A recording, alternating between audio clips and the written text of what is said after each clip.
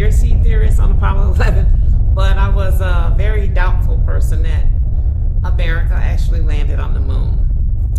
Well, this director, writer, and chief editor, Todd Douglas Morton, you've outdone yourself. I hope you get all the Oscars you should. This was done beautifully. It was fantastical. It was all about Apollo 11, as of course you all know, but a lot of you are too young to know. But if you're older like me and you lived through it, it brought it all back and more. And it took you into the science of it. And surprisingly, you'll be super engrossed in it. I mean, man, you're holding your breath as the rocket fuel is going off. And it's real footage that he's trying to restore. And he put it together, I mean, in sequence, in chrono order, so to speak. And he did split screens, and he brought it to life. And there's no fake stuff. It's all documented in old footage that's never been shown from NASA. And he did an amazing job. I learned so much more than I thought I already knew about Apollo 11. It is fantastic. I now know what, I used to always hear the eagle has landed. I now know what the eagle was. What was the other thing? It was 3 parts. There was the space part of the living quarters of Apollo, and there was the lunar part that went around the moon and had to dock with the Eagle. The Eagle was the lunar module that landed, nicknamed the Eagle. So it was amazing.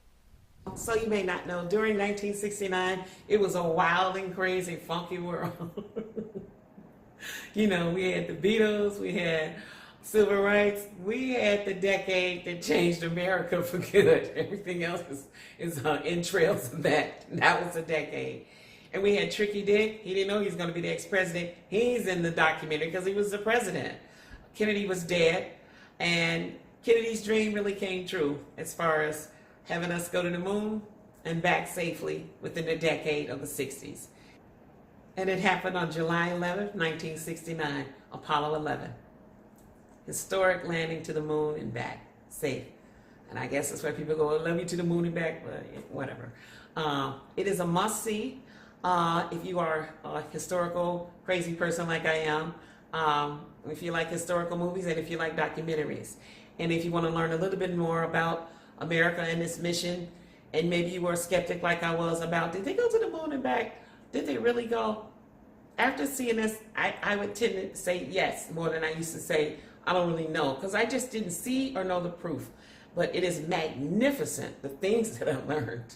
Learned so many things. The flight was 9 days there and back. I mean, it didn't take 9 days to get there. They were on the moon actually a day. They landed and then they came back the next day.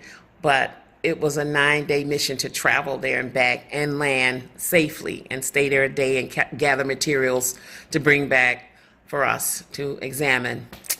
And once they got back, they were quarantined, of course, for 18 more days. And they even have footage of that.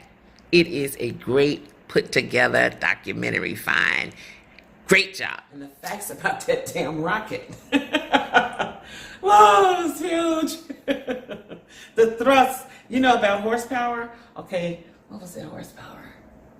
Okay, give me a second. 160 million horsepower. That was the thrust of the engines that got that Apollo 11 off the ground. That's why I didn't believe they went. I thought it would take a hell of a lot of horsepower, and it did. Anyway, they made a believer out of me. I hope I'm not being a sucker, but even so, go and see this movie. Apollo 11 is wonderful. Have a good night. Next time, catch you at the movies. This is Faye Renee.